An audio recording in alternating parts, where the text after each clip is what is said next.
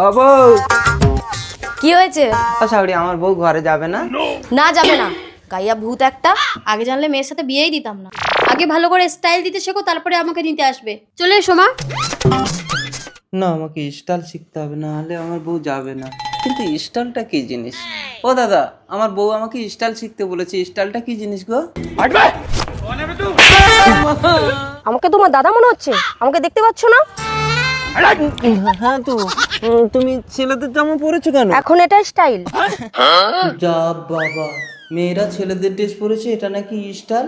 তাহলে আমিও বাড়ি গিয়ে মেয়েদের ড্রেস পরে স্টাইল দিয়ে বউকে আনতে যাবো। শাশুড়ি, জামাই তুমি এটা কি পরেছো? এটা আজকালকার স্টাইল শাশুড়ি। তবেরই অলৌকিক জামাই, জামাই সায়া ব্লাউজ পরে স্টাইল না? মা, না তুই আমার সায়া ব্লাউজ পরে বৌমাকে আনতে গেলে আসে? দাঁড়া, আমি তোকে স্টাইল শিখিয়ে দিচ্ছি।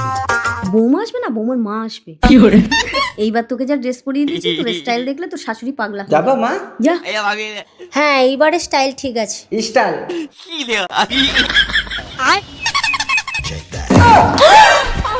জামাই